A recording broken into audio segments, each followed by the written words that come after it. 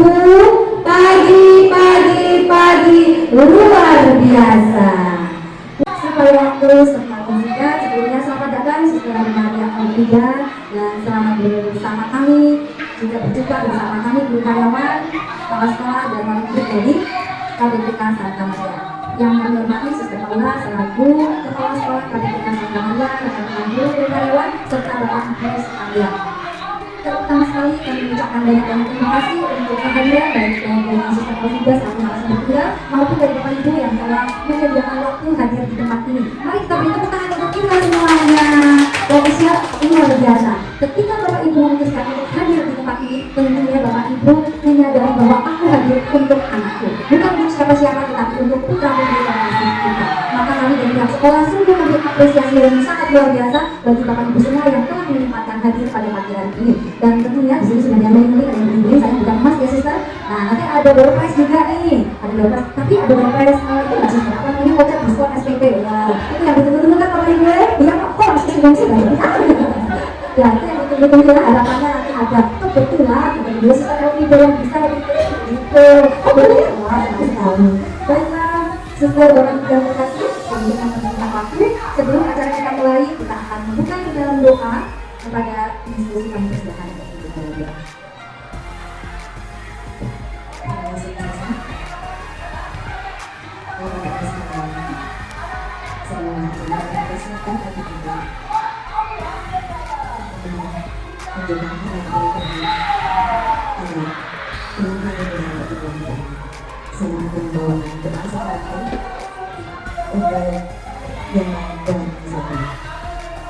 Dalam meletakkan beberapa jenis selamat datang ke dalam Yesus sebagai bersyukur atas kemenangan kehidupan yang boleh kami terima sampai pada hari ini. Terima kasih juga engkau berikan kami kehidupan yang baru, hari baru, hati yang baru, semangat yang baru. Kami tidak bersyukur karena engkau telah mengangkatkan dan mengumpulkan kami di tempat ini. Maka pada hari ini kami bersama-sama akan belajar tentang pendampingan untuk anak-anak mereka yang engkau berikan kepada kami agar anak-anak yang engkau berikan kepada kami dapat bertumbuh dan berkembang sesuai dengan kehendak-Mu dalam hitungan orang tua masing-masing, dalam hitungan orang tua masing-masing. Dalam saja sampai kami satu persatu berikan berkurusmu berkat kami bagi segala dan sesuai kami yang akan melakukan materi kepada kami dan untuk Bapak Ibu semua kami semua perlu dan mengenal agar kami boleh menerima dengan sukacita yang sepenuh hati dan nantinya dengan kami untuk bersama dalam kehidupan kami dalam yang tidak berhubung anak-anak kami. Dengan semua kenalan dan sempurna kami sambutkan dengan doa yang mengadakan Yesus Kristus kembali. Bapa kami yang ada di surga, dimuliakanlah nama, datanglah kerajaan-Mu, jadilah kehendakmu di atas bumi seperti di dalam surga. Berilah kami rezeki pada hari ini, dan ampunilah kesalahan kami, seperti kami pernah mengampuni kesalahan kami, dan janganlah masukkan kami ke dalam pencobaan, tetapi bebaskanlah kami dari yang jahat. Santa Maria, doakan kami. Santa Maria, doakan kami. Bapak Ibu yang terkasih, sebelum kita masuk ke acara kita ini, kita akan bersama-sama menerima sambutan dari Kepala Sekolah KBPK Santa Maria kepada Suster Maria Paula waktu dan tempat kami bersama. Terima kasih Bu Suster, di waktu dan kesempatan yang diberikan. Selamat pagi semua. Apa kabar hari ini? Masing-masing. Udah lagi selamat pagi semua. Salam sejahtera untuk kita semua. Yang saya hormati Suster Maria Alfida Andi, Bapak Ibu orang tua wali murid, para guru dan karyawan yang hadir pada pagi hari ini, kita semua dalam keadaan sehat walafiat.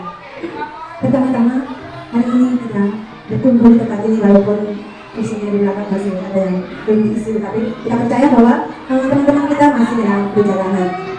Dan hari ini kita akan berkumpul bersama dalam acara Parenting Day dengan tema atau tips mengajar anak untuk belajar dengan. Pasti Bapak Ibu bertanya-tanya apa sih yang harus kita ajarkan ke anak-anak dengan anak kita bersama Suster Maria Alfida. Dan tema ini bagi kami sangat penting untuk tumbuh kembangnya anak kita.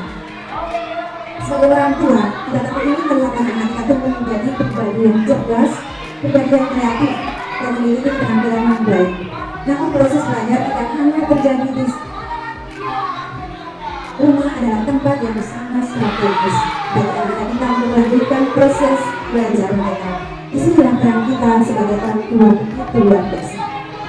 Bapak Ibu yang kami hormati, sebagai bagian dari sekolah, kami merasa penting untuk berbagi informasi dan strategi dengan para orang tua mengenai bagaimana cara mengajak anak belajar di rumah dengan cara yang menyenangkan dan tidak membebani mereka.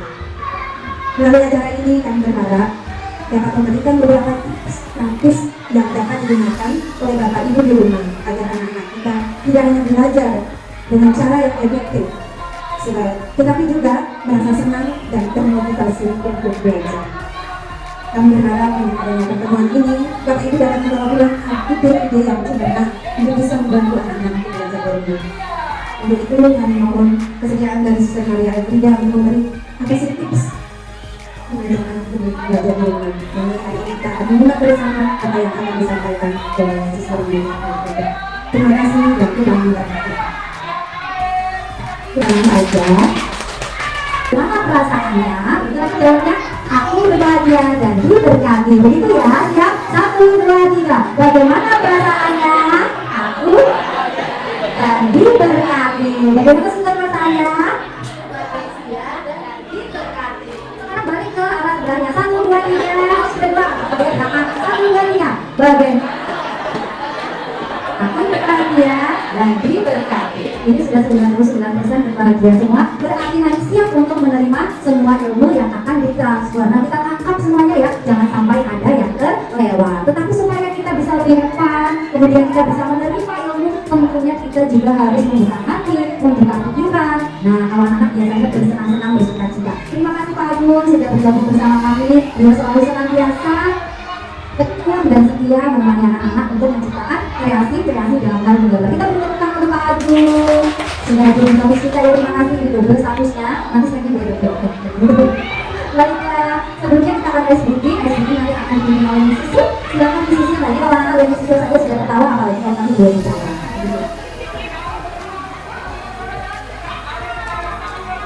Terima kasih Mrs. Saya. Terima kasih Elfrida.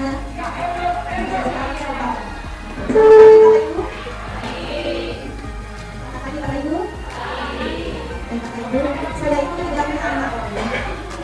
Jadi saya merasa berhati dan terima kasih pada Bapak Ibu yang saya anak. Saya senang sekali dan bahagia sekali dan pasti Bapak Ibu bahagia dan senang ya menjadi kita yang lucu, mengemaskan. Maka saat ini pun aku ingin menyapa anak-anak yang banyak tersebut. Karena dia punya anak, tapi saya tidak namanya juga. Dan saya akan menyapa anak-anak. Tapi nanti yang dapat temannya dapat anak ya. Oke, sudah saya kasih dulu. Jangan lupa dari anak, bahkan mama. Selamat pagi Andreas, apa kabar? Selamat pagi Niel, apa kabar? Selamat pagi Kenzi, selamat pagi Elo, selamat pagi Safira, apa kabar? Selamat pagi Daniel, apa kabar? Selamat pagi Adam, apa kabar? Selamat pagi Cia, selamat pagi Mangga, selamat pagi Beatrice, apa kabar? Selamat pagi Jojo Lala, apa kabar? Selamat pagi Dani, selamat pagi Asaba. Selamat pagi Dona Jojo, apa kabar? Selamat pagi Nadia Elin Grasela, apa kabar? Selamat pagi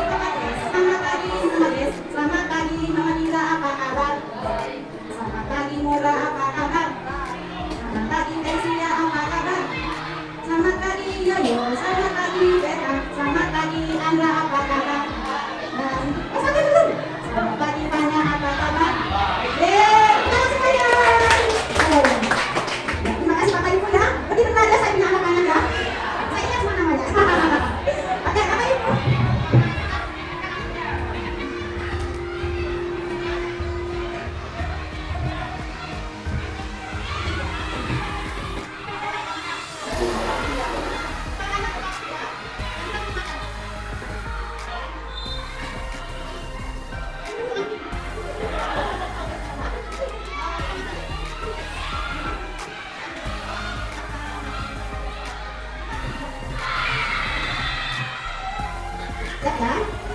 Kanan, kiri, kanan, kiri, kanan, kiri, kanan, kiri, kanan, kiri, kanan, kiri, kanan, kiri. Bisa kan ibu? Oke, sekarang kaki di atas, kaki bawah, atas, bawah, atas, bawah, atas, bawah, atas, bawah, atas, bawah. Bisa kan ibu?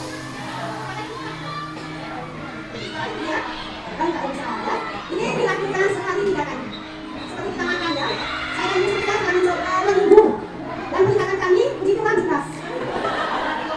Apalagi kalau anak-anak aku ngaku. Ya, betul ya. Terus ada anak-anak yang bertanya. Di sisi makan saya itu aneh. Dia bertanya sama saya. Tanya spontan. Kamu tuh bisnis makan seperti itu ya? Anak-anak jadi spontan ya. Maka kita lagi mudah-mudahan spontan seperti itu ya. Sudah hadir di hatinya hari ini kita biar juga. Ayo. Baik Bapak Ibu. Yes. Kita lihat ya Bapak Ibu ya. Jadi biar nanti agak lihat juga dulu. Nanti silakan kita berdiri. Kita berdiri sama Maria. Ada Maria. Ya, anak-anak kita ya Bapak Ibu ya. Sama Tante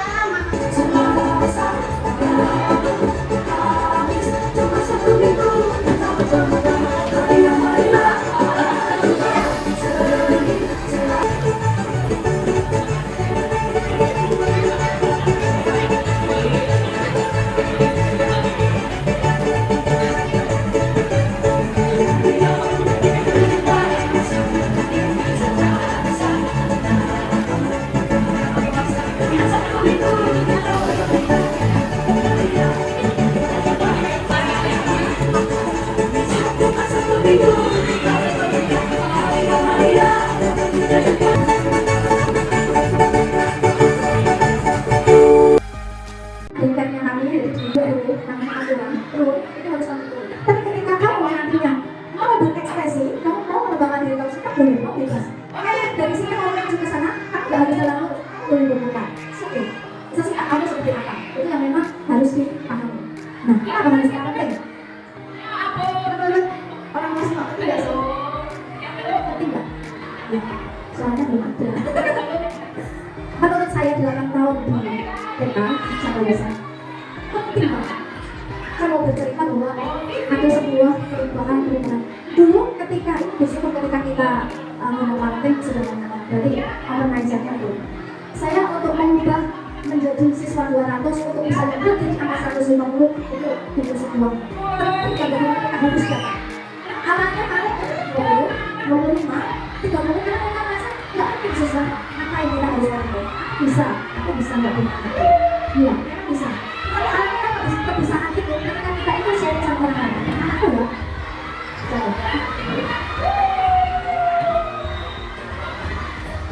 oke dulu. Dari karakter ini, kita sebenarnya kalau dari narasumber kan nggak banyak-banyak amat. Tapi yang penting adalah bagaimana kita bisa satu dengan yang lain itu sama. Ketika dia ternyata ngatasin anaknya dengan seperti itu, oh dia berangkat ternyata seperti itu. Saya cukup punya perhatian kalau ngomong di aspek pendidikan juga harus bisa. Saya jadi kepala sekolah, saya memang harus terus. Kalau perhatian masih kalau saya dalam kondisi sekolah, saya jadi kepala sekolah tidak punya tulisan. Karena selalu saya punya ada. Jadi setiap awal pelajaran kami selalu punya ini anaknya ini, kalau undang psikolog dia ini ternyata keluarganya belajar dengan satu, ternyata dia ada. Dan itu setiap hari selalu saya ketik, saya tempel di kelasnya juga. Hari ini yang tugasnya anak satu. Jadi belum udah tahu. Nah, hari ini tugasnya dia tersenyum pada semua orang. Ini sudah memang saya cukup punya apa ya? Kalau nanti pada sistem mengatakan rahmat, ya saya memang kalau mau pendidikan saya nggak tahu, saya nggak akan pernah bisa.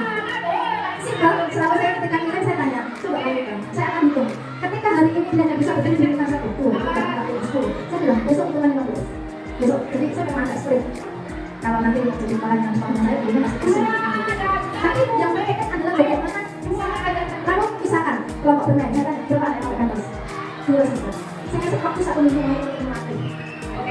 Dalam 1 bulan saya nggak mau dalam kelasnya ada ya. Kalau mereka sudah tahu, kalau sudah ada benar tidak akan negosiasi, tidak ada. Jadi mereka sebenarnya kalau nggak apa, justru dari ngobrol itu, tapi kita berpikir ketika anak kita ngobrol itu harus saya, tapi justru lah dari situ bahasa umumnya. Ketika anak itu ngobrolnya apa, keinginan anak ini enggak, itu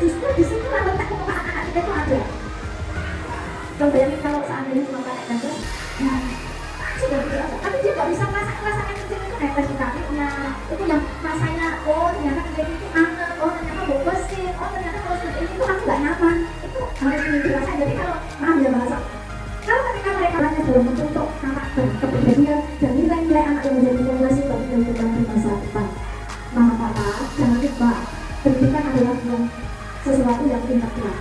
Nggak boleh mereka hanya kita dalam bagian emosinya, nggak boleh. Nggak boleh juga kita hanya bagian intelektual juga nggak boleh. Nggak boleh terus kamu main aja sesuka hatimu tapi tanpa kita itu mengajari mereka intelektual juga nggak boleh. Jadi ini semua itu kalau kita harus beres. Dan nanti seperti apa? Biasanya ketika kita anak kok nggak suka belajar ya, kok nggak suka baca ya. Jangan mata kok suka baca nggak boleh. Oke, kita coba ya cara baru dalam kita membaca harus itu kan yang dinamakan dari kita menerima sesuatu yang sudah ada itu. Oke, kita terima aja. Tapi bagaimana kita juga mengajak mereka untuk selalu berusaha. Aku nggak suka sayur mama, oke, kamu nggak suka sayur. Kamu kenapa kamu nggak suka sayur? Karena ini loh besar. Oke, mama punya cara baru. Kamu paling suka makan apa? Aku paling suka makan telur. Oke, kita akan makan telur. Tapi dengan kasih bayamnya kacang halus, sampai agak ada bentuk bayamnya, campur telur. Oke, kita punya bayam dengan versi yang baru. Jadi kalau ketika kita ngomong pendidikan anak usia dini anak TK, itu berarti bukan berarti bahwa saya pasrah. Tidak, saya mencari cara. Dari apa yang mereka memang suka itu. Lalu dulu saya ketika saya di TK, ini saya orang selalu mengatakan TK itu nggak penting. Karena saya dulu tadi TK saya merasa nggak penting dulu. Mama mau tahu saya bisa baca di umur berapa? Di kelas berapa? Saya bisa baca lancar karena saya nggak TK ya. Saya di kelas 4 SD. Saya baru bisa baca lancar, baru bisa membaca apa? Karena bapak saya ini petani, dulu saya petani bisa tahu sendiri kita ngajari baca ya mereka memang nggak bisa karena mereka nggak punya basic seperti itu. Saya nggak malu bapak saya nggak sekolah, bapak ibu saya itu hanya lulusan SD. Jadi yang nggak bisa mau dampingi anak-anak baca seperti apa ya nggak bisa. Gitu. Lalu disitulah saya merenungkan kenapa? Saya sering membuat penelitian kecil-kecilan, yaitu karena saya itu orangnya selalu ingin tahu. Yang awal datang, saya memberikan itu, saya lihat jika anak itu selanjutnya nggak mengikuti waktu ini. Tetapi ketika dia di SD, dia bisa berbest loh.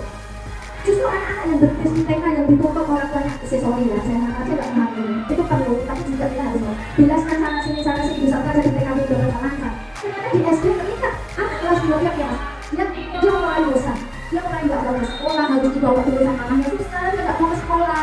Dan oke, ganti dulu, jadi Mr. F, baru saya dari saya ke SD. Sebenarnya untuk anak-anak sendiri itu terbalik dong mana sih? Satu persatu, saya bandingkan dengan teman-temannya di TK. Dari situ saya melihat, oh ternyata kecil-kecilan ada teorinya, tapi saya dari situ saya belajar untuk ternyata penting.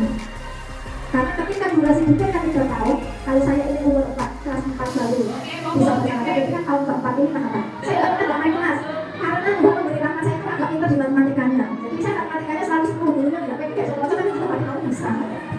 Juga saya nggak tahu. Lalu dari situ kan saya mau menyampaikan lagi dari kelompok bermain menuju ke TK yang siap untuk SD. Saya mulai bandingkan lagi karena saya dulu kerjasama dengan psikolog, mungkin nanti kalau bersama solusi nanti Jakarta jadi program jadi saya sering yang di KB sama yang tidak di KB itu berbeda. Ketika kita sudah mulai tes, jadi kita ada namanya tes kesiapan di SD. Nanti kita itu akan tes anak ini siap di bidang ini, anak ini di SD atau di bidang ini di bidang ini. Kita kasih ke gurunya untuk disekolahkan di SD, disampaikan ke orang tua supaya ketika nanti di SD ekspektasinya orang tua juga nggak tinggi, supaya kita tahu apa yang harus dilakukan. Les penting, tetapi nggak penting banget kalau menurut saya, karena belajar itu selalu dari pengalaman. Itu yang sebenarnya kalau anak otak nanti makalin. Saya sebenarnya sangat senang dengan konsep kurikulum 13 sama kurikulum merdeka. Karena apa? Saya di situ ada sesuatu yang dinilai. Seseorang itu kalau belajar harus dari pengalaman. Kalau dari pengalaman sampai kapanpun itu ingat. Tapi kalau nggak dari pengalaman, hari ini sudah kali. Makanya saya di SMA ketika saya sudah menerapkan di Bekasi, kenapa penting? Ya, satu adalah untuk merangsang kognitifnya, 2 emosinya, 3 sosialnya, dan 4 adalah komunikasi. Bersyukur bahwa para mama anaknya itu tidak mengalami studi. Saya tidak kasar Indonesia, jadi semuanya anak aku penting gitu.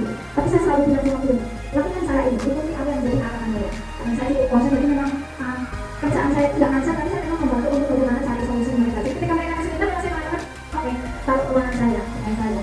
Jadi saya akan membantu guru-guru itu. Ini loh, perkembangan sosial dan emosionalnya. Dengan mereka bermain bersama dengan teman sebaya, berbagi, bekerja sama, dan mematuhi aturan. Kamu di sana ya, aku di sini ya. Nanti kalau aku pas lari, kamu diam ya.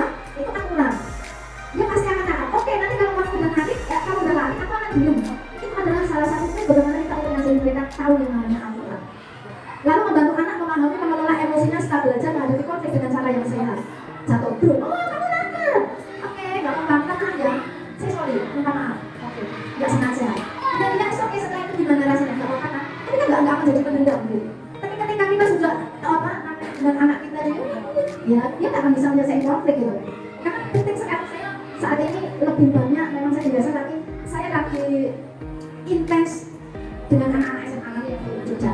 Saya memang cukup intens untuk bagaimana mendampingi mereka, bagaimana menyelesaikan konflik, bagaimana ketika mereka beda pendapat, yang dari anak sekolah asal jadi culture yang berbeda, ada dari Papua, ada yang dari Flores, ada yang dari Sumatera, ada yang dari Kalimantan yang punya budaya sendiri-sendiri, ada budaya keras, dan dari Jawa budayanya harus. Jadi itu yang saya membantu mereka untuk mengolah konfliknya mereka. Jadi ketika berkonflik, oke, memang setiap manusia harus berkonflik. Kamu harus terima bahwa kita di dalam kehidupan itu nggak ada yang sesuai ini.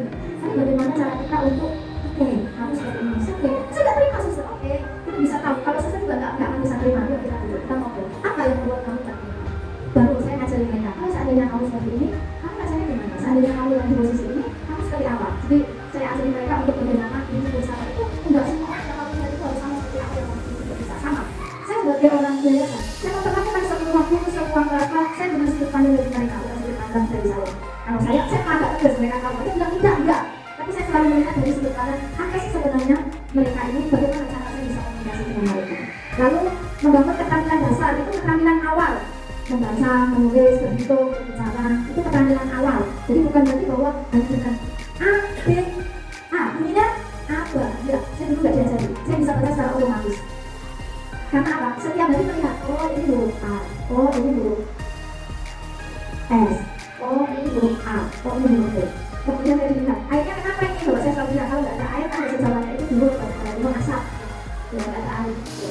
Dari situ kan saya melihat motorik anak itu ada dengan cara mereka menggunting, tingkat kesulitan menggunting. Jadi dari playgroup, saya sudah izinkan mereka pegang gunting. Dari tingkat kesulitan menggunting ini sudah menggunting dan ini memang benar. Dari yang dia playgroup itu bisa kan, oh gunting, dia di SD nggak usah, karena gini. Menggunting itu adalah hal yang sepele, tapi ternyata itu ketika dia di SD, sikapnya seperti itu, tulis, dia potong, tulis, dia potong. Itu ternyata dari menggunting itu mereka itu bisa. Kalau dia nggak suka menggunting, dia akan chaos ketika ngatur tempat tulis kemudian dia nggak tahu. Ternyata saya nggak cuma gunting, ternyata ada juga. Kalau ini penelitian ini benar-benar saya memang baca, saya sebenarnya apa sih sebenarnya gunanya menggunting itu? Ternyata ada, makanya kalau nanti di sama di sini juga harus punya tingkat kesulitan gunting di KP seperti apa, tingkat kesulitan gunting di TK apa, tingkat kesulitan gunting di TK apa. Jadi nanti mereka bisa mereka itu yang merangsang namanya motorik halus. Motorik halus itu di mana sih, Nak? Motorik halus di mana?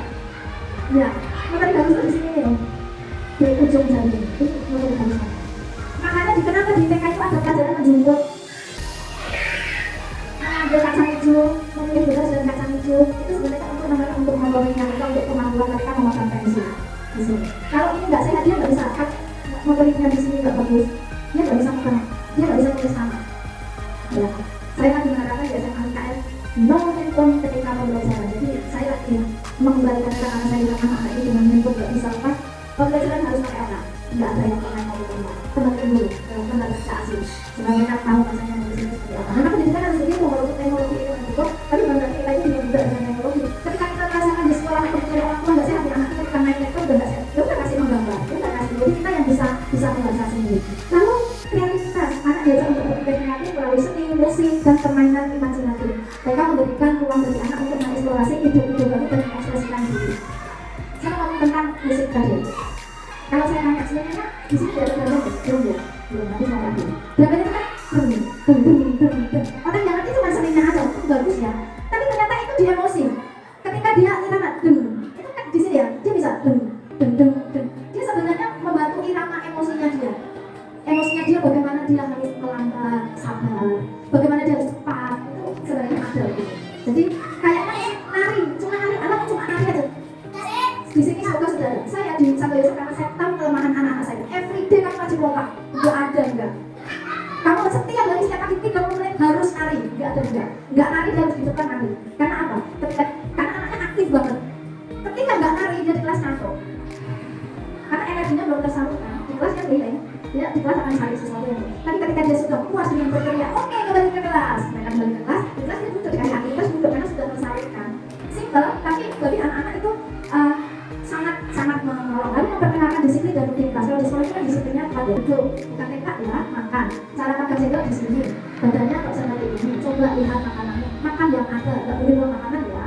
Itu kan sebuah bagaimana kita mengajarkan sebuah disiplin. Anak belajar tentang pentingnya mengikuti jadwal, aturan dan juga tanggung jawabnya. Mengambil inisiatif dan menyelesaikan masalah sendiri. Ini membangun rasa percaya diri dan kemandirian. jangan sedikit-sedikit ditolong, menolak baik, tapi jangan sedikit-sedikit ditolong. Dulu di kelas juga, ketika saya nggak bisa mengatakan oke, saya kasih contoh ya, coba lanjutkan, dicoba dulu, lanjutkan, kamu seperti ini, coba ini dilanjutkan. Jadi kita mengajak anak-anak kita untuk keluar dari masalah ini bisa, dan itu bergabung dengan orang lain. Mengembangkan minat dan potensi, pendidikan tadi akan membantu mengidentifikasi minat dan bakat anak sejak dini melalui berbagai kegiatan ekskul. Ini nanti yang kita akan menuju dari belajar seperti apa sih yang dilakukan, yang harus dilakukan. Lalu guru dapat memberikan stimulasi yang sesuai dengan kebutuhan anak.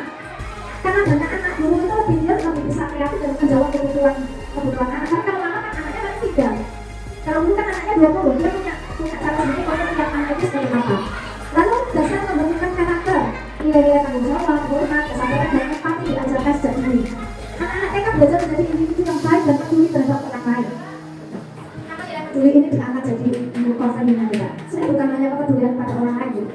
Saya mau ngomong, ketika mama nanti tua, pengen gak anaknya care sama kita? Pengen care ya? Kalau dari kecil dia gak care sama orang lain, saya tanya, kan dari kecil dia gak care, gak peduli sama orang lain, nanti dewasa kira-kira nih peduli gak sama teman-teman? Gak akan. Kalau dia dari kecil gak care sama orang lain, percaya deh, nanti dia dewasa berada dengan mama-mamanya dia. Tapi ketika dia care kepada orang lain, rasa care itu ada, dan ketika melihat mama ternyata begini, oh mamaku ternyata kalau aku ngomong kasar itu mamaku sakit hati ya, itu pasti ada. Tapi kalau dari kecil dia nggak punya care sama orang lain, jangan harap nanti juga care sama orang tuanya. Makanya ini menjadi konsen buat anak-anak, bukan berarti bahwa kalau saya katakan care bukan hanya sekedar berbagi, bukan hanya sekedar kita memberikan kepada orang lain, ya pemberikan itu nggak harus berbentuk barang kok, dia bisa hai, good morning teacher, good morning, itu kan sebuah bentuk. Dan seandainya dari kecil, apa sih sebenarnya salam itu? Pagi, ya kamu nggak salah apa ya? Nanti cuma jangan kalau apa kesendirian pun aneh. Oh, kamu lagi sibuk ya? Ya sudah ditinggal. Tapi ketika dia punya kenapa? Kok bajunya basah? Kenapa mak? Lagi apa? Lagi masak apa?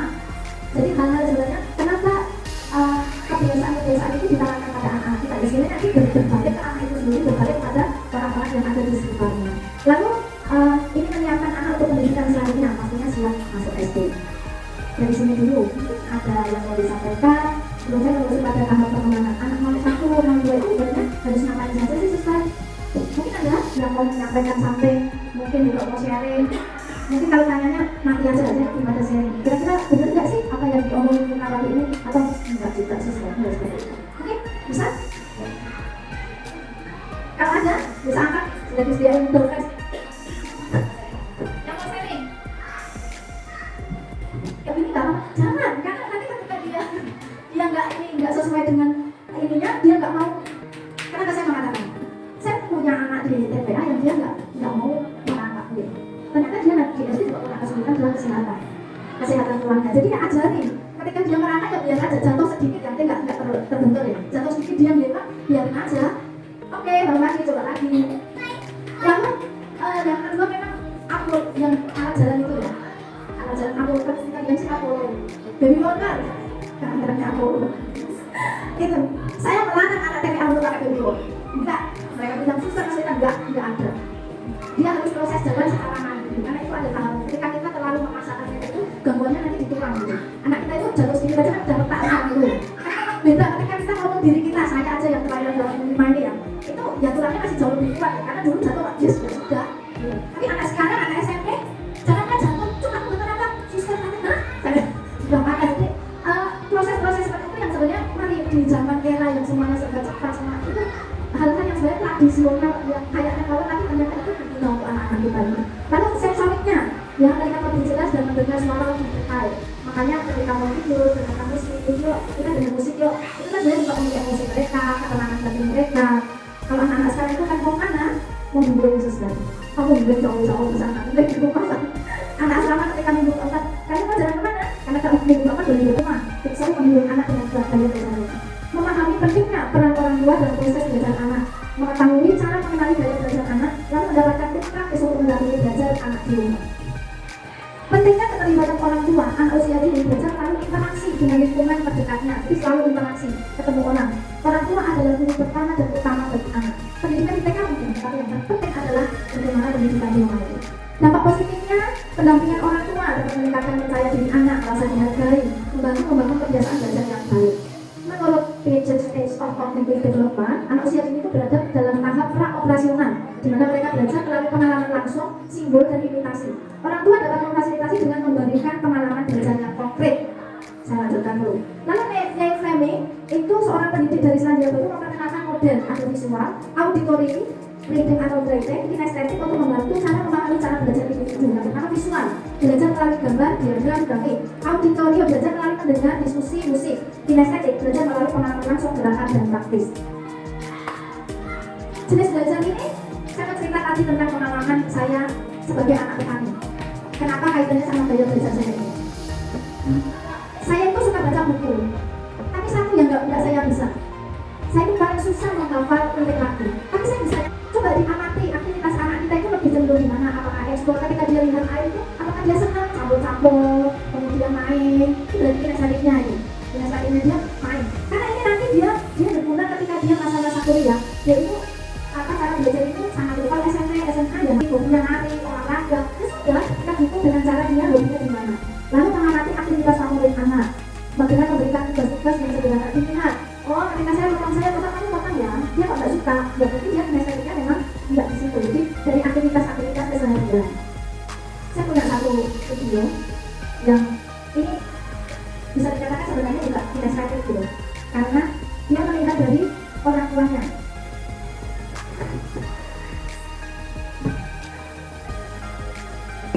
Tôi phải một ngày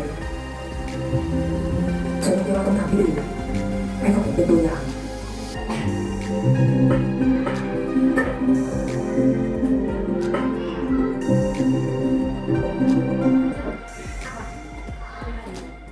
Boleh belajar dari video tadi. Nah, yang pertama dari videonya visual, dia melihat. Lalu yang kedua dia dipasang kinestetik atau audio, karena dia dengar, kata di matanya tadi. Jadi itulah bagaimana kita memang nggak boleh bahwa dia nggak bisa audio, dia sudah berhenti nggak bisa. Saya pun belajar sampai sekarang, saya belajar audio saya untuk bisa nangkep sesuatu yang memang iya ini. Makanya saya mau belajar kuliah, saya rekam supaya saya bisa dengar lagi, karena saya mau membantu audio saya, karena kalau enggak bahaya juga, karena saya orang yang praktisi, saya nggak audio saya nggak bagus kan bahaya juga. Jadi harus tetap dikembangkan, tapi yang pertama-tama adalah kita mengambil sesuatu yang memang anak-anak kita punya dulu. Dari apa yang sudah dipunya itu dikembangkan. Lalu tips praktis untuk orang tua. Kalau kita ngomong orang tua, itu berarti siapa? Kalau kita ngomong orang tua itu hanya mama, atau hanya papa, atau hanya kakek, atau hanya nenek. Semua di dalam pendidikan itu nggak boleh cuma satu. Yang satu bilang A, yang satu bilang B, nggak bisa. Dan itu perlu kerjasama yang baik di antara orang tua. Ketika kita punya ini, kita menyampaikan apa? Hari ini dia nggak mau makan sayur, jadi kita harus pakai. Nanti kalau pas dia nggak makan sayur, ya kamu harus motivasi dia untuk bisa makan sayur. Itu yang namanya kolaborasi. Kalau cuma dari satu sisi, misalkan mamanya penting, kamu harus ini ya, harus ikut aturan. Nanti papanya harus, kamu tuh nggak boleh berusaha biar aja, nggak boleh. Jadi jangan-jangan di depan anak kita itu kita menunjukkan bahwa kita berbeda pendapat. Nanti jadi ketuanya dia sampai kapanpun, dia nggak akan bisa ini, dia nggak akan bisa apa? Nangkep apa nilai apa yang ingin diperjuangkan. Saya punya pengalaman bahwa di dalam pendidikan bapak ibu saya itu orang sederhana, cekcok biasa ya. Saya sering mendengar mereka cekcok, tetapi saya juga sering melihat mereka selalu berdiskusi, bercerita. Ibu saya itu selalu, oh iya gini. Nanti habis pergi bapak saya itu cerita gini. Dan di situ saya nangkep, walaupun mereka cekcok, walaupun mereka bisa pendapat dalam situasi tertentu, ternyata mereka sebenarnya satu visi. Misalnya, oh besok itu mau mulai nanti pagi, berdirinya belum, nanti berdirinya begini. Itu kan secara nggak langsung mereka sebenarnya diskusi. Untuk ngambil itu saya tahu, oh ternyata setiap keputusan bersama nanam pagi aja itu kan di orang tua mereka saling berdiskusi. Nggak mungkin ibu saya pergi beli benih sendiri, bapak saya enggak. Jadi mereka selalu besok mulai nanam padi ya, itu ibu saya selalu bilang, bapak saya juga selalu, itu lahannya siap besok bareng-bareng mulai. Karena maaf nek Jawa itu kan ada ini ya, untuk nanam padi pertama itu harus ada doa dulu, kemudian baru nanam. Seperti itu nek Jawa kan memang seperti itu, doanya juga doa Katolik. Lalu jadikan belajar itu sesuatu yang menyenangkan. Gunakan alat bantu. Kalau dia itu sukanya gambar, ya pakai gambar. Sukanya pakai lagu, ya pakai lagu. Ataupun permainan-permainan edukatif yang memang membantu mereka untuk belajar. Lalu sesuaikan dengan gaya belajarnya. Misalnya untuk gaya kinestetik, ya kita gunakan dengan cara mereka sering bergerak. Contohnya apa? Anakku suka basket, tidak apa kamu mana dukung dalam basket ya. Tapi dalam basket itu kamu juga harus bisa matematika. Kamu ada waktunya. Jadi dari apa yang dia sukai kita gunakan, baru kita Lalu kita membiasakan membuat jadwal anak-anak kita, jadi mereka hidup teratur, bukan saklek ya, tapi ada suatu waktu ya, hari ini karena hujan nggak basket, ya nggak apa-apa, karena memang situasinya nggak harus basket, nggak harus kelihatan itu basket.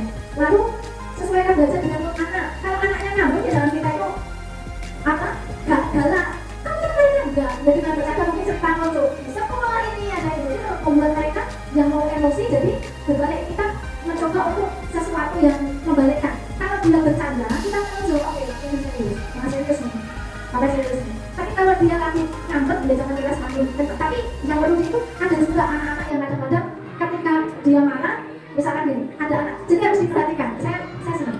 Ada anak ketika naik, saya bilang turun, dia tambah naik, harus dikenali. Tapi ketika ada anak naik, ya saya bilang, Kensi turun, kok dia nggak semakin naik, saya harus punya cara lain untuk kasih tahu. Kensi naik terus sampai di atap, dia akan turun. Jadi ada tipe-tipe anak yang seperti itu. Jadi kita kenali, kalau dia ini Kensi turun, dia malah naik, ya sudah, naik sampai di atap ya. Nanti dia akan turun, percaya. Dengan cara jadi ada tipe-tipe anak atau tipe-tipe orang itu yang semakin disuruh dia semakin nggak mau, semakin dilarang dia semakin gitu.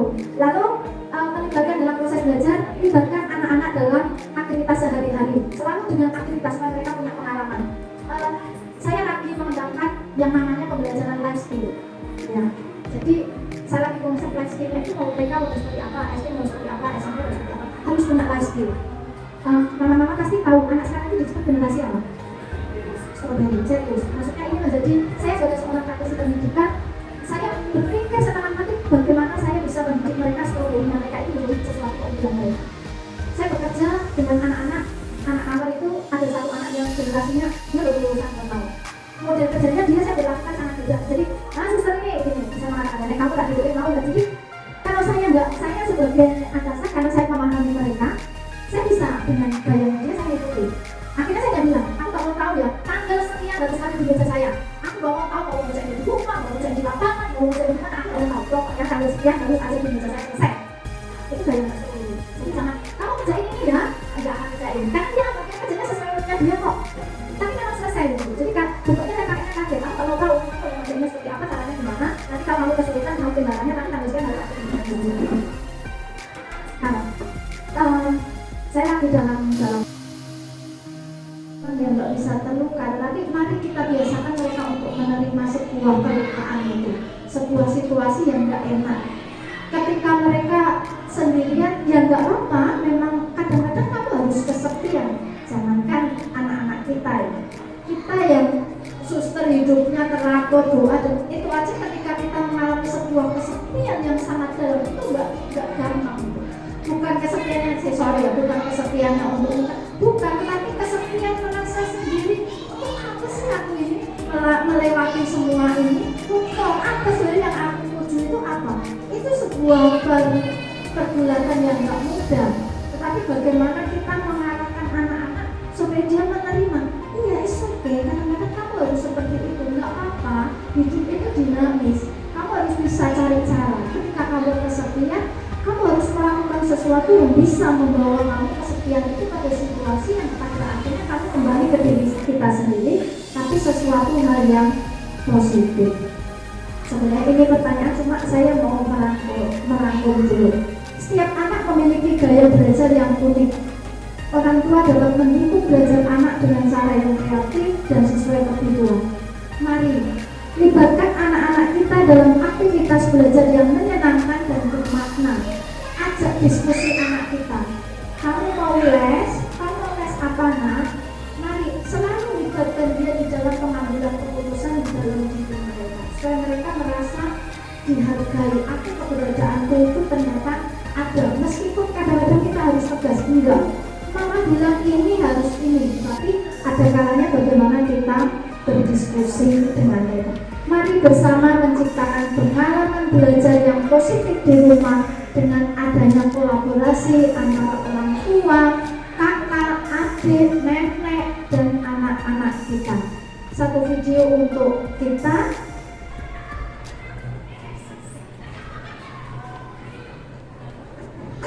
Sampai itu saya hitung waktu itu ada sekitar 230 sekian. Saya hafal semua anak-anak saya dan saya tahu semua kebiasaannya. Karena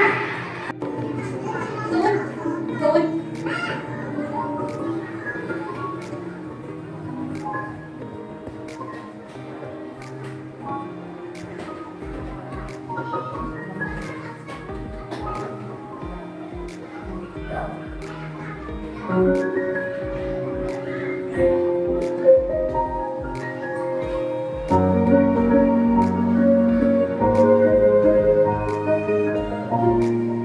อ17เป็นนักศึกษาปีที่4เธอเป็นคนแก่ตัวมีสุจริตกับใครเมื่อถึงเวลาเลิกเรียนเธอก็ต้องรีบกลับบ้านอย่างสิ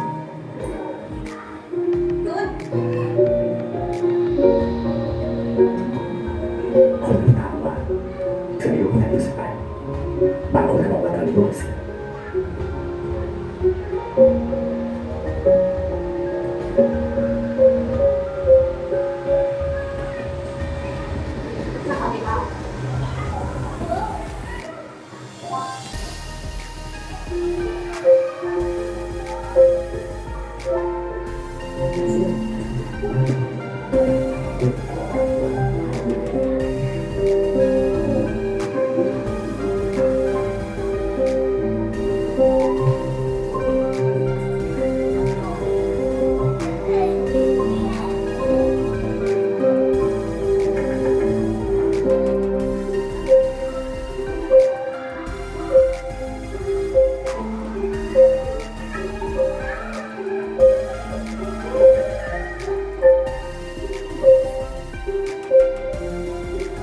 ถ้าเป็นจิตธรรมดาแล้วไม่ใช่คนสวยไม่ได้เดินเลยแต่เรายิ้มที่เธอมีให้ดูมันทำให้เธอเป็นผู้หญิงที่สวยมากเสมอ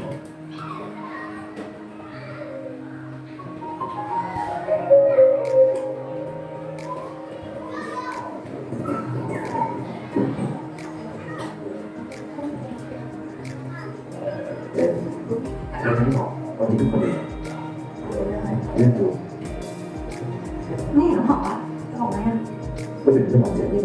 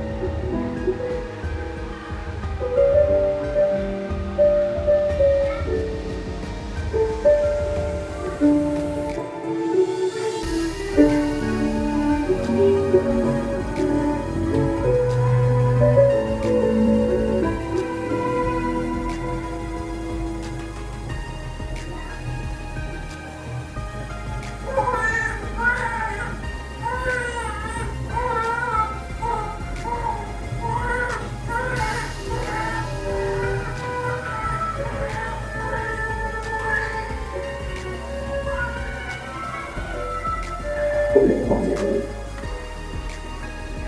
ให้มันเห็นความเลยมีความเลยนะ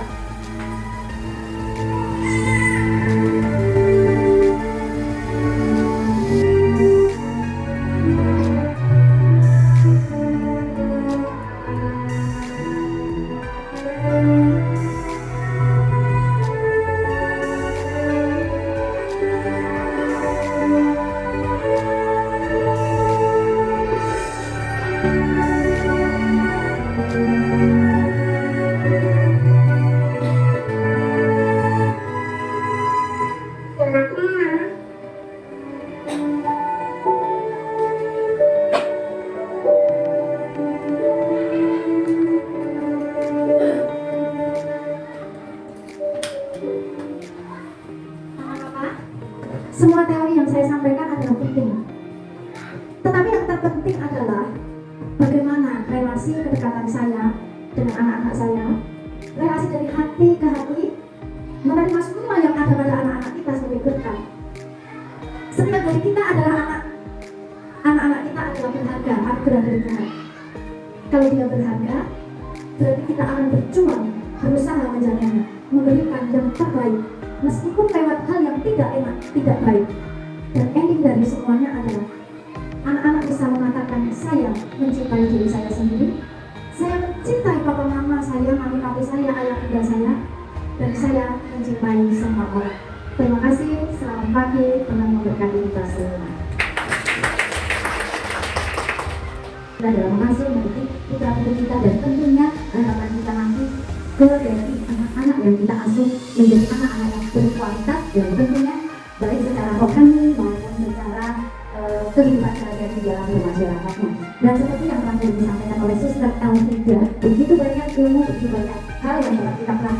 dan tentunya nanti kita mampu bersama-sama dari pihak sekolah dengan orang tua bekerja sama untuk optimalisasi perkembangan dari anak-anak kita semuanya. Dan seperti yang kemarin sudah kita laksanakan di sekolah, ada program kegiatan evaluasi.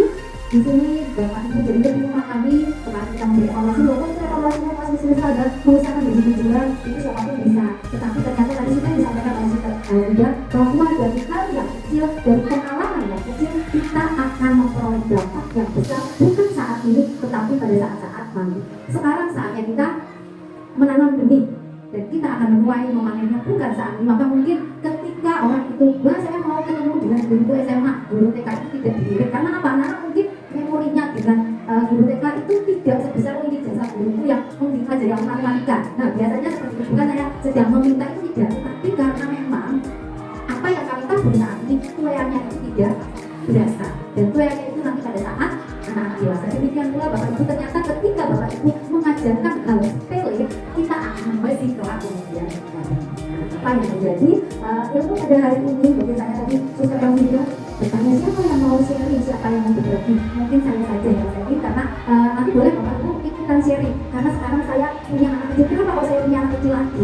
Ketika dulu saya itu berpikir saya sudah punya 2 anak, anak-anak saya kemana-mana sudah enjoy, tetapi saya merasa ketika saya memiliki 2 anak itu ada momen yang terlewat. Ada ketika saya, setelah saya terjun di dunia pendidikan, saya lihat oh ini yang saya lewatkan di kedua anak saya. Maka saya tanpa sepengetahuan suami saya ingin punya anak yang 3 juga, anaknya memang yang nomor 2 kita anak. Di situ saya benar-benar merasakan bagaimana saya mengasuh anak dengan hadir sebagai ibu. Mungkin untuk waktu, kualitas waktu saya tidak banyak, tetapi kualitas kehadiran saya sebagai seorang ibu ada banyak. Di sini saya mau tanya Bapak Ibu, ada yang masih mendorong atau ngobrol ketika anak berumur?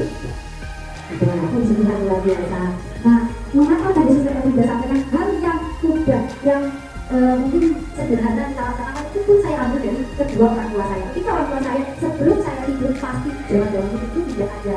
Mungkin yang kita makan sebentar zaman dahulu saya diceritain Alkitab dari ingatan bapak saya dulu. Bapak saya tidak punya Alkitab, beliau bisa menceritakan secara dengan bahkan sampai saya itu kadang menyanyikan lagu malamku bersolat itu karena saya mendengar bapak saya nggak usah bukan ibu rohani, dia notasinya dari awal sampai akhir hafal, termasuk juga memuliakan Allah Bapa. Dari situ saya belajar oh iya betul juga ya, ternyata itu memang berdampak pada saya. Maka ketika saya mengajarkan hal-hal sepele itu kepada anak melalui apa yang anak lihat, apa yang dia alami, jadi pengalaman dia itu akan betul seperti Saudara Elfrida sampaikan tadi, bahwa dia akan lebih mengerti. Maka ketika saya mau mengajari anak saya membaca seperti itu, saya tidak akan membaca, ayo kita membaca dulu, tetapi tidak bermain. Justru ketika saya anak saya berusia 18 bulan, mengapa kalau anak saya hafal dulu? Bukan karena dia saya ajari, bukan karena saya mungkin cerita ya suster ya, ke teman-teman tidak pernah saya ajari. Di sisi waktu itu bawa anak saya ke TKP, lihat anak saya masih karena kebetulan belum ada yang membantu, dia bisa hafal semua Bu. Kenapa? Karena pengalaman. Ketika saya jalan-jalan kebetulan di libur, dia tanya ini apa Mak?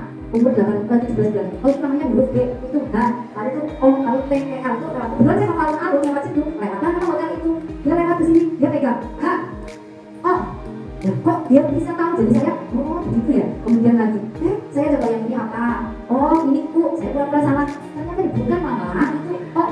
Nah jadi ketika dari hal kecil, pengalaman kecil, ternyata anak belajar dari pengalaman lebih menyenangkan, itu akan lebih bertambah. Nah seperti juga cerita ketika malam hari itu tadi anak kesepian ya suster. Mungkin kita sudah mendengar anak yang bunuh di PK, anak yang bunuh di PB, terjun dari atas, itu memang karena mereka tidak mengalami bersiap untuk kuat. Maka kita mari bersama-sama berkolaborasi antara sekolah dengan orang tua. Mungkin kita adakan diskusi bersama, kalau ada apa-apa kita bicara bersama. Mungkin nanti kita akan bisa saling membantu untuk mengoptimalkan kembang anak-anak kita. Begitu Sister Elfrida, begitu Sister Paula. Mungkin Bapak Ibu ada yang mau sharing? Kalau tidak ada yang sharing, kalau begitu saya mau tanya saja. Boleh Sister Elfrida, dari apa yang Sister paparkan tadi, balik dalam cerita pengalamannya, adakah Bapak Ibu yang sedikit banyak memiliki pengalaman sama dengan kami atau mempunyai cerita bagaimana cara mengantisipasi, bagaimana cara supaya anak itu mampu menghadapi segala kesulitan atau menghadapi bagaimana cara anak itu belajar. Kalau saya dulu, saya harus panggil my baby princess Amora ya. Kalau tidak jangan bersimut dari awal, gak akan baik begitu. Ya itu cara-cara sekarang kalau saya lewat ya TKB kan sekarang TKB. My baby princess Amora, Rizka sudah tidak mau. Itu adalah cara-cara atau trik kami supaya tidak bisa dekat. Nah sekarang ada trik dari mama papa bagaimana cara mengasuh dan mendidik anak-anak supaya anaknya ini bisa lebih kompeten lagi. Silakan Mama Eli. Maaf ya saya pinjam dulu. Jadi kelompok A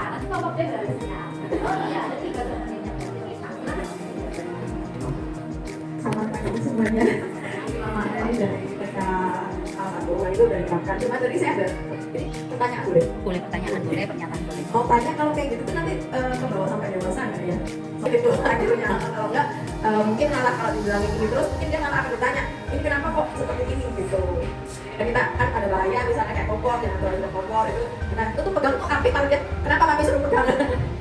Gitu sih. Iya.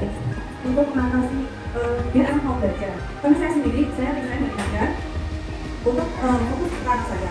Saya dulu kan les anak pintar, itu saya bisa tapi untuk mengajarin anak sendiri itu untuk mengalami kesulitan. Kemudian dia kan berbeda dari teman-temannya sepanjangnya.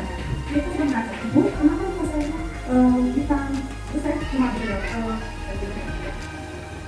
ini berapa dari Quran? Nah, kan pasti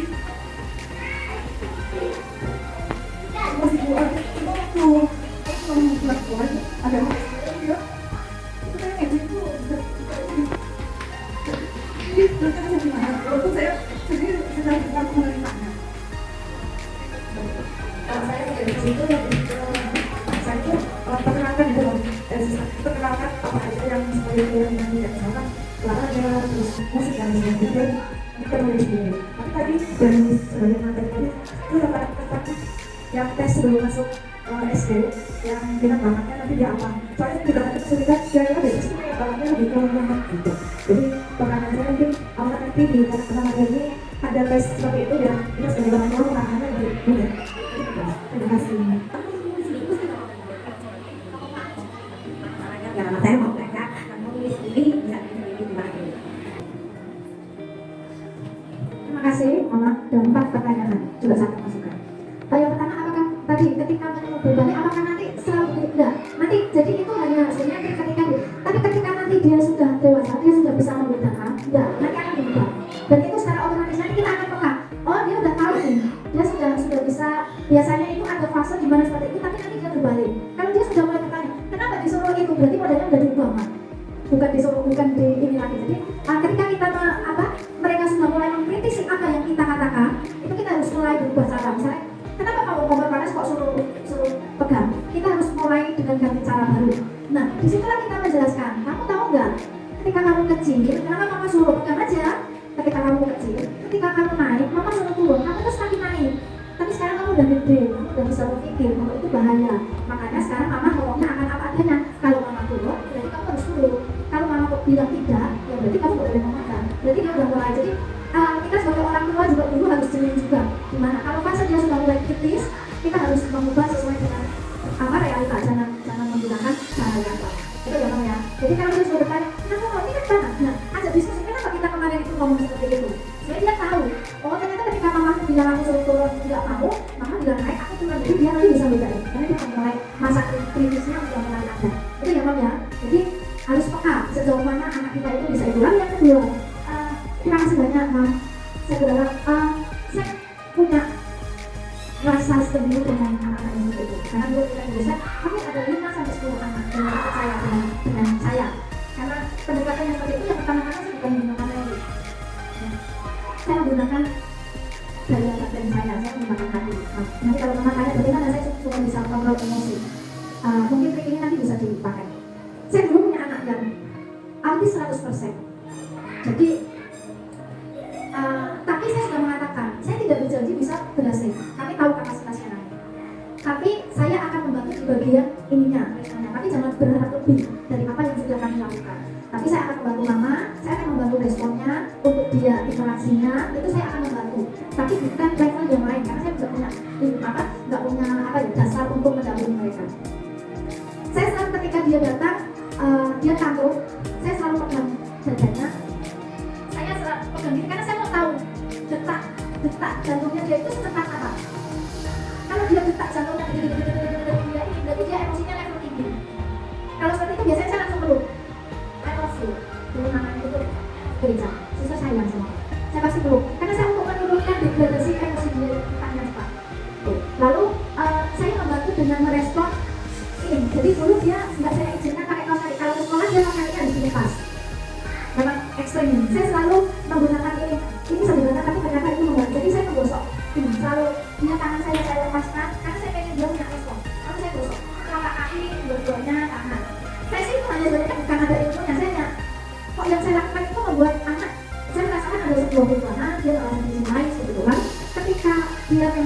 sudah merasa aku nggak bisa, ambil jarak lah, jangan hadapi.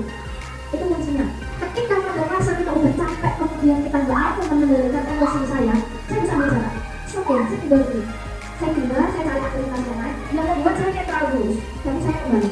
Jangan paksakan untuk sesuai dengan misalkan kembali untuk kasus ini harus lakukan enggak. Harus berani ambil jarak. Ketika situasi yang berat untuk aku nggak mampu nih, harus ambil jarak dulu. Kita menetralkan diri kita dulu, baru kita kembali ke dia. Lalu ketika dia mulai bertanya, kenapa saya seperti ini benar? Ada masa-masa bagaimana mencari kelebihan dia yang paling dia punya kelebihan.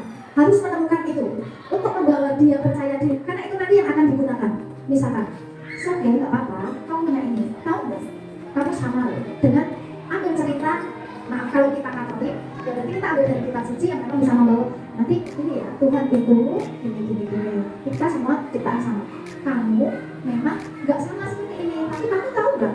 Ketika kamu mau gambar, itu kamu the best loh, yang terbaik. Jadi harus ada sesuatu yang memang membuat dia bangga, sehingga dia nggak semakin. Berarti ketika dia merasa ini nggak apa-apa, kan hebat di sini, it's okay, nggak apa-apa.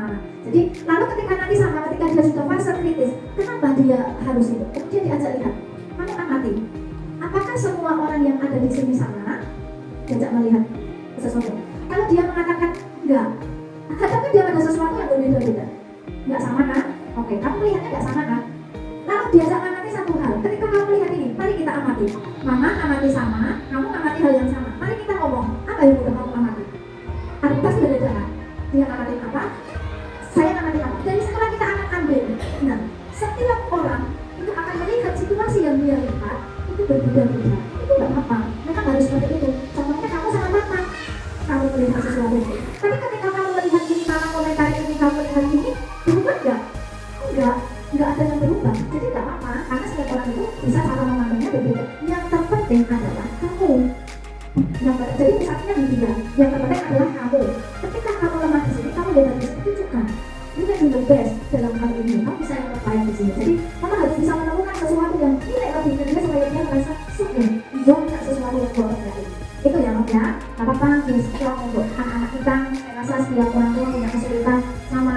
Mungkin kesulitannya memang itu ada yang lain kesulitan, tapi bagaimana cara kita memandang kesulitan itu sebagai sesuatu yang memang ya sama-sama menumbuhkan. Saya bertumbuh, anak saya bertumbuh, membuat saya bersyukur dan lainnya juga bersyukur. Itu ya Mas ya. Itu tips. Nggak ada ilmu, tapi itu pengalaman yang sudah saya lakukan buat anak-anak saya. Itu. Lalu yang ketiga, tes sebelum SD. Kalau untuk TK biasanya kami nggak mengadakan. Ya, jadi kita lebih pada motorik, lalu lebih pada kesiapan karakter dan motorik. Jadi tesnya itu memang dilakukan. Nanti misalkan motoriknya dia dalam tadi yang saya ceritakan membimbing tadi ini, kita akan suruh karena dia orang lain juga karena kita menuju pada dia di SD harus bergerak begini. Jadi kalau SD saya belum apa ya, makanya ketika di SD saya nggak mengizinkan mereka untuk memilih. Jadi semua, pokoknya rasakan semua. TK SD itu rasakan semua. Kamu harus punya eksplor terhadap semuanya gitu. Tapi nanti biasanya bakat itu di kelas 5, 6. Itu baru kita ketahuan dari semua aktivitas yang dia lakukan. Ternyata di sinilah dia yang paling the best. Barulah di situ kita tahu. Ilmu memang ada jadi dan segala macam. Tapi saya lebih senang pada praktik pengalaman yang everyday kalian. Karena belajar itu kan kecerdasan seseorang itu kan berkembang. Hari ini nggak pintar, makanya saya bilang, saya kelas 6 itu nggak bisa baca. Tapi kelas 6 itu saya juara 1 di kelas. Kan nggak ada yang tahu. Jadi kecerdasan itu perlu dirangsang, perlu dilatih, perlu dilatih. Jadi itu yang membuat nanti bisa mengatakan bakat. Memang ada bakat-bakat alami itu berkat dalam tanda petik ya, berkat khusus itu. Tapi yang terpenting dari kita adalah bagaimana dia bertumbuh di dalam ini. Bagaimana dia menemukan dirinya dengan proses yang sudah dilalui. Itu ya. Lalu tadi mau nulis tapi harus belajar nggak mau itu. Sukanya nulis. Oke, jadi dia bisa mau. Nggak apa-apa. Ada tiba-tiba anak ini yang nggak mau belajar. Yang penting disuruh. Ya, tapi sebenarnya maksudnya gini. Kadang-kadang anak-anak kita ketika di sekolah mau, kemudian di rumah nggak mau. Nggak usah maksudnya seperti yang penting adalah Mam harus latih. Makanya tadi jadwal rutinitas itu penting, Mam. Kalau dia ya sudah, kalau kamu nggak mau belajar nulis, sekarang kamu belajar apa dulu? Mewarnai, oke, mewarnai. Tapi hanya 5-10 menit ya, selesai mewarnai ini kita akan menuju pada ini. Kalau kamu nggak mau ini, ya kamu boleh mewarnai. Jadi kalau seperti itu sebenarnya anaknya bisa, jadi kita nggak perlu khawatir. Tapi yang terpenting bagaimana kita membiasakan. Jadi membiasakan di mana saja seperti itu dengan cara apa? Kita membuat rutinitas yang memang schedule yang memang untuk anak-anak kita. Harus ada schedule. gitu. Jadi nggak apa-apa, maksudnya itu hanya sebenarnya hanya untuk motivasi. Kalau saya boleh ngomong, ya mungkin Mam bisa berpikir lain. Kenapa? Mungkin Mam terlalu ada sikap-sikap yang membuat dia manja cari perhatian, bisa saja kan. Jadi mungkin juga nanti Mam bisa lihat kenapa ya. Kok nanti suatu saat pasti dia bisa nemuin, misalkan, oh dia itu nggak mau nulis dengan saya karena dia mau cari perhatian dengan saya, karena mungkin aku nggak minta waktu nih sama dia. Jadi cara kita oke kamu nulis sama dulu ya, tapi 10 menit habis itu kamu mau kerjain kemarin. Oke, itu lalu yang kedua, tadi fasilitas sekolah itu kan banyak sebenarnya. Begini, kalau kita yang itu urgent jangan kita kerjakan. Ya, karena kemarin memang mau kami kerjakan. Mohon maaf kalau kita ngomongnya budget, kita harus benar-benar berpikir kalau bahasa kasarnya begini. Saya bilang untuk gurunya dulu, gajinya dulu, kita menuju pada ini. Tapi karena kan tadi ngomong, saya mau menyampaikan bahwa nanti kita punya yang namanya Penstra 10 tahun, itu akan diterbitkan di tahun 2024 ini. Jadi kita sudah punya program. Nanti untuk unit Santa Maria itu di tahun depan itu, karena ini juga kaitannya mau dikerjain sekarang untuk buku, ya, kita urusan pajak dan segala macam. Jadi memang sampai tanggal Januari kita Januari aja kita kebutuhan untuk buku dan menuju Januari. Saya akan menyampaikan master plan untuk di TK Santa Maria ini. Ini jadi kita ada, jadi kita belum punya semua plan di seluruh dunia, tapi yang mau saya sampaikan adalah tujuannya Santa Maria. Sudah juga tidak terlalu dipresentasikan, tapi hanya sebagai dipresentasikan supaya memang tahu. Jadi dalam rangka 10 tahun ini kami proses perbaikan untuk seluruh unit. Untuk tahun ajaran 2025 nanti per Juni itu kita ada yang namanya ini ya Mas. Jadi nanti kalau fasilitas itu urgent dan lagi kerja, tapi kita punya program nanti ruang tata usaha itu sudah semua sama sudah di kemarin sudah sempat mau dikerjakan, tapi terus terang karena kami itu tempatnya di sana kami agak kesulitan cari tekan dan memang sesuai dengan konsep pemikiran kita. Kalau kita mau bangunan itu kan kalau nggak sesuai kan nggak enak ya. Jadi tapi kami janji Januari kami ada renovasi di sini. Jadi 2025 nanti yang pertama kita akan mengadakan proses pembelajaran namanya ICT. Jadi yang TKP nanti dapatnya di SD. Ya. ICT ini jadi pembelajaran yang memang kurikulumnya sudah didesain dibantu sama Mino. Kalau SD itu nanti akan terintegrasi dengan program robotik. Karena saya sudah tanda tangan MOU, saya sudah menyampaikan kalau tanda tangan MOU di bulan. Kami sudah tanda tangan MOU di bulan September kemarin bahwa nanti pembelajaran ICT-nya akan dibantu bahkan secara online kolaboratif dengan Bungkus Universitas Jakarta. Ya. Ini di TK juga sudah ada. Makanya nanti di TK ini saya nanti Januari karena saya ikut kuliah juga mungkin saya akan dari sini dalam rangka untuk penataan ruangan. Ya, untuk saat ini yang sudah berjalan di Pekalongan sudah kami setting itu menuju Purbalingga. Karena kita merasa bahwa sekarang pembelajaran teknologi ini harus menjadi sesuatu yang berdekatannya. Dan setelah kemarin kita evaluasi program robotik di SD itu ternyata antusiasnya anak bagus dan mereka juga bisa menghasilkan karya. Kalau yang SMP juga kode musiknya dari laptop dan kita punya dari laptop. Itu yang bisa saya sampaikan kan udah TM kontrak jadi berani disampaikan ke orang tua karena pasti terjadi begitu. Lalu yang kedua nanti akan penataan di tata usaha, kita akan buat yang rapi, kemudian terintegrasi dengan ruang kepala sekolah seperti itu. Lalu nanti rumah pengadaan komputer yang juga baru.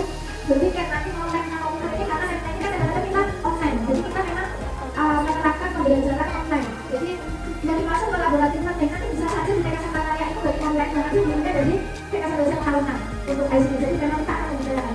Kalau yang SD itu nanti misalnya dari SD sini sama SD Pekalongan itu nanti kolaboratif. Untuk saat ini yang kami perjuangkan adalah kolaboratif dengan Korea. Yang sudah berjalan ketika saya rektor di Bekasi sudah setiap sebulan sekali mereka akan online dengan Korea. Jadi siswanya Korea sama siswanya kita dari online gurunya Korea. Gurunya Korea ngajar kita in English, gurunya kita ngajar mereka in English. Jadi sudah. Itu nanti yang akan kita perjuangkan dan itu masuk di dalam Penstra kita. Jadi ketika masuk di rencana strategi itu pasti akan siapapun nanti kepala sekolahnya, siapapun pemimpin yayasan itu akan dijalankan. Lalu yang kedua kita akan membuat dapur yang memang minimalis, yang memang anak-anak juga bisa edukasi di dalam ruangan itu. Jadi nanti makanya itu yang dimaksud dengan tadi saya mengatakan life skill. Jadi mungkin kelas ada di dapur, jadi kita masih dalam proses seperti itu.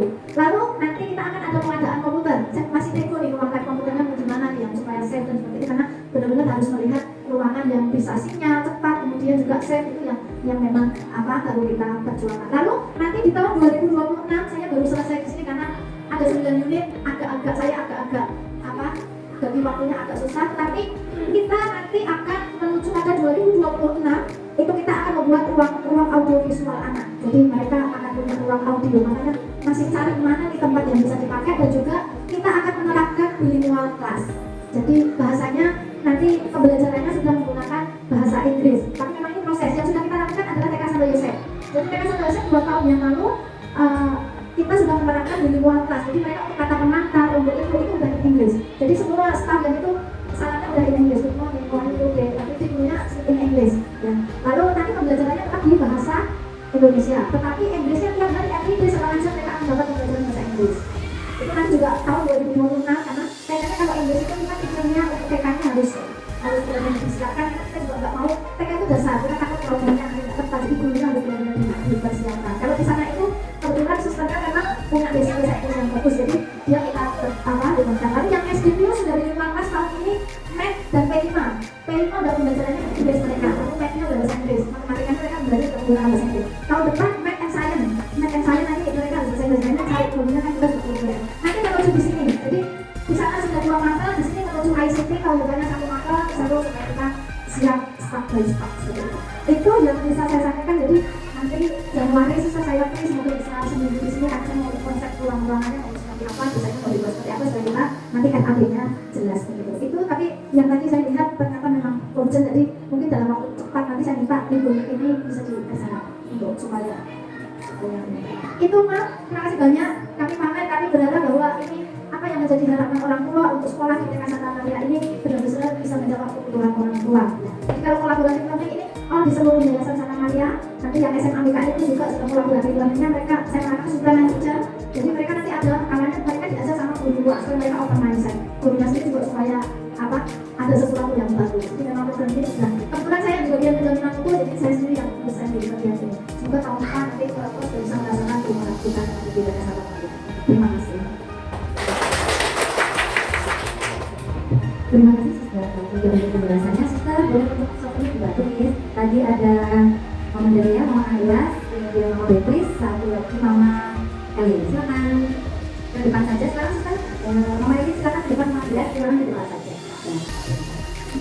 Marah-marah karena setelah anak tahu rules, setelah anak tahu aturan, tidak akan mereka melanggar karena mereka tahu aturannya. Jadi demikian juga untuk mama papa di rumah, kalau anak sudah selesai beri anak saya itu cukup dia diberi kecupan ciuman saja, kamu sudah hebat ya, dia akan termotivasi. Apalagi kalau suaminya begitu kan ya, besoknya ada uang belanjanya lebih banyak, SPP dibayar kan bulan sekalian, itu biasanya. Nah iya loh, nggak percaya. Saya tadi malam tidur sampai jam 1 malam karena ada mantan orang tua murid yang sharing dengan saya terkait dengan suaminya. Jadi saya sharing tentang suami saya. Untung suami saya nggak datang gitu. Karena tadi ternyata eksiden anak saya jatuh, jadi pulang begitu. Beliau menyampaikan, saya ngomong ini terjadi begini, Mam. Suami itu sama seperti anak-anak. Jadi ketika saya nugas, saya makan itu berat, saya menugas itu berat. Wih, papa hebat, semangat Pak, papa keren bisa, makasih ya Pak. Besoknya lagi gak usah diminta.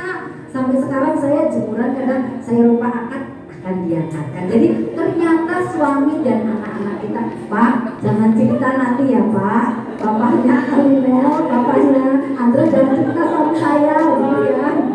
Baiklah, jadi itu yang kita besok bagaimana cara kita mensiasati supaya anak-anak kita mau bekerja sama dengan kita tanpa kita menguras energi, dan tentunya nanti anak-anak mampu bertumbuh dengan lebih baik. Kemudian tadi ada yang ketika anak-anak tadi tidak mau melakukan sesuatu, kita juga cermati. Mungkin kalau dari yang kasusnya Daniel, memang mengapa kemarin di TKA evaluasinya saya beri jadwal hari ini, hari ini, karena saya mengamati anak-anak memegang pensil itu belum kuat. Maka saya dan sisir kemarin, yuk kita ambil keputusan, anak evaluasinya menjemput mengambil benda-benda, kemudian ada mengikuti fisik motorik harusnya itu masih kurang. Maka anak-anak kemarin saya minta bawa strapless, dan ada straplessnya kok nggak dibawa strapless, anak hanya strapless saja, itu anak tidak bisa. Otomatis kekuatan motorik harusnya itu masih lemah. Maka saya bisa, gak usah dibawa pulang, tinggal kita latihan strapless. Anak tuh saya beli isi strapless berulang kali, oke, yang penting anak mampu. Sama dengan menggunting tadi, ternyata kita sepaham ya sudah sejalan, cuma mungkin beda. Saya strapless, beliau gunting, bedanya begitu. Nah besok juga kita akan belajar ke yang lain. Begitu Bapak Ibu yang bisa disampaikan pada hari ini, dan tentunya kalau Bapak Ibu sudah keroncongan, terus saya pasti beres-beresan atau laporan begitu. Dan karena waktu sudah siang, barangkali ada yang mau disampaikan, Sister Paula. dari Miss? Ada yang mau nambah? Tidak, Suster Elfrida cukup ya. Berarti satu lagi tugas Bapak Ibu, ketika kita sudah melihat program Suster Elfrida ke depan dengan melihat jumlah murid kita yang hanya sedikit, otomatis apa yang menjadi program itu butuh dana atau tidak sih? Oh tidak. Lalu terima kasih Pak kalau tidak butuh dana karena Bapak Lina akan subsidi. Kita beri tepuk tangan untuk Bapak Lina, luar biasa, terima kasih sekali. Nah, ketika nanti dengan jumlah murid kita yang di sini, kemarin saya kok baju itu pakai itu keriting nih rambut saya, boleh dong nanti Papa Mama ikut menyuarakan apa sih kelebihan sekolah Santa Maria. Karena kemarin dengar kabarnya yang di sana tuh promonya begini. Di sekolah kami murah loh. Waduh, saya nggak bisa dong menyaingi. Di sekolah kami murah dong. Saya nggak bisa kalau saya kalau ngomong begitu. Tapi kemarin saya waktu ke suster, biar yang murah jadi murah, tetapi kami tetap jaga kualitas. Kenapa di sekolah kami mahal, sedikit lebih mahal? Saya katakan sedikit karena buktinya mau kegiatan pada lunas kok. Artinya berarti mampu jadi sedikit. Tetapi berbeda. Apa sih buktinya? Puji Tuhan, walaupun belum memperoleh kemenangan, kita sudah bisa maju ke tingkat provinsi untuk Amora. Tepuk tangan untuk Amora.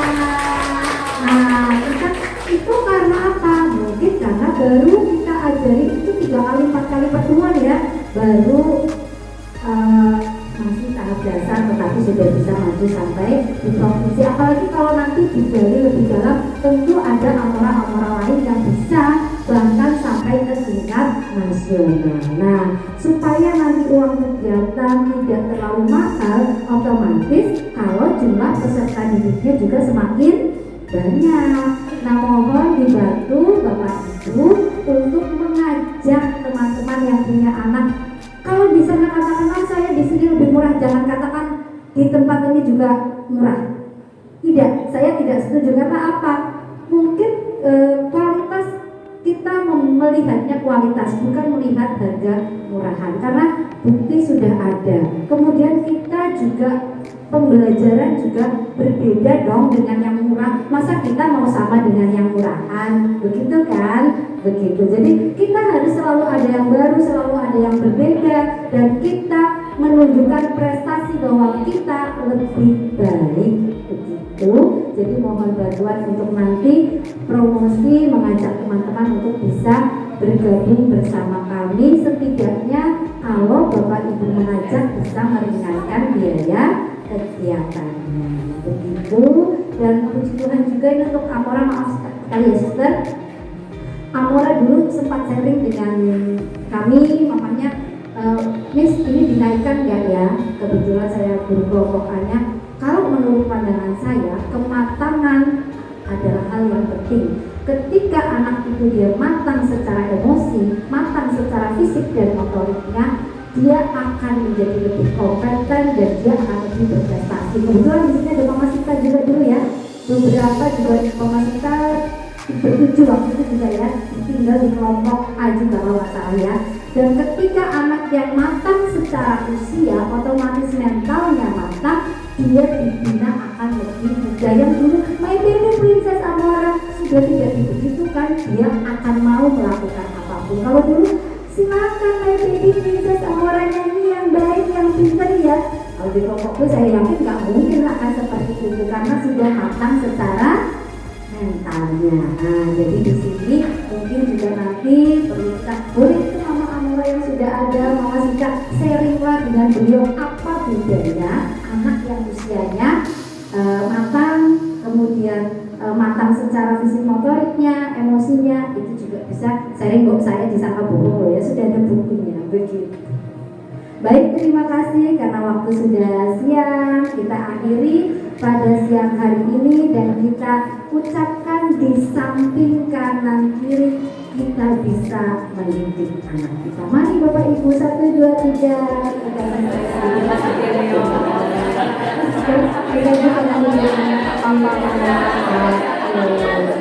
Bisa anak kita jadi yang terbaik, luar biasa. Mari kita tepuk tangan untuk kita semuanya.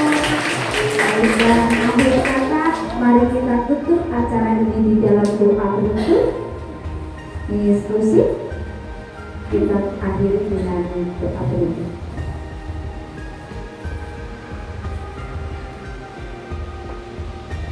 Terima kasih. Tadi Pak Rizka bilang ada yang menambah, saya bilang saja, tapi saya punya satu cerita tentang belajar.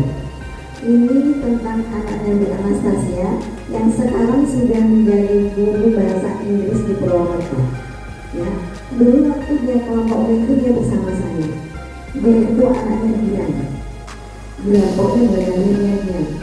Ketika kita kasih tugas, pensilnya jatuh, karena pensilnya jatuh, saya bilang, mas, ayo mas, dia hanya saya melihat pensilnya ada di bawah dan dia tidak ambil. Saya ambilkan dan dia bekerja. Seiring berjalannya waktu, kemudian satu saat ini Bu Anas bilang ke saya, datang bilang ke saya, Dek, ternyata Rindani sudah bisa baca ya. Saya tanya, memangnya di rumah dia tidak pernah belajar? Enggak, di rumah dia tidak mau belajar. Nah, itu bisa terjadi seperti itu. Anak itu bisa apa ya? Dia bisa, tetapi kadang dia tidak mau mengungkapkan seperti itu. Saya tanya, loh memang Bu Anas tahunya dari mana dia belajar? Kita naik motor itu dia baca iklan di jalan. Nah, itu satu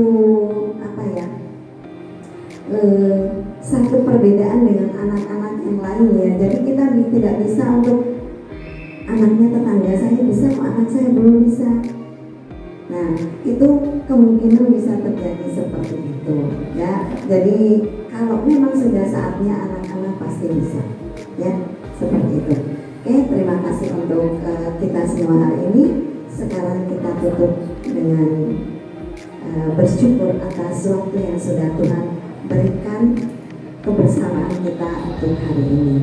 Mari kita berdoa bersama. Dalam nama Bapa dan Putra dan Roh Kudus, amin. Allah Bapa yang Maha Kasih, kembali kami bersyukur kepadamu atas waktu yang Engkau berikan kepada kami untuk bersama-sama belajar bersama, untuk mendidik anak-anak yang telah Engkau titipkan kepada kami. Semoga ilmu-ilmu yang telah kami terima dapat kami terapkan di dalam mendidik anak-anak kami yang kami hadapi setiap hari sesuai dengan kehendak-Mu. Bimbinglah dan tuntunlah kami bersama Roh Kudus-Mu agar kami bisa mendidik anak-anak sesuai dengan kehendak-Mu dan mengikuti jalan Putra-Mu. Doa yang jauh dari sempurna ini Bapa, kami naikkan dalam nama Putra-Mu Yesus Kristus, Tuhan dan Juru Selamat kami. Amin. Bunda Maria, Engkau Bunda kami percaya Engkau selalu membawa doa kami kepada Putra-Mu. Untuk itu, terimalah salam dari kami. Salam Maria, penuh rahmat, Tuhan sertamu. Terpujilah Engkau di antara wanita, dan terpujilah buah tubuhmu Yesus. Santa Maria, Bunda Allah, doakanlah kami yang berdosa ini, sekarang dan waktu kami mati. Amin. Kemuliaan kepada Bapa dan Putra dan Roh Kudus, seperti pada permulaan, sekarang, selalu, dan sepanjang segala abad. Amin. Terpujilah nama Yesus, Santa Maria dan Santo Yosef, sekarang dan selama-lamanya. Amin. Dalam nama Bapa dan Putra dan Roh Kudus. Amin.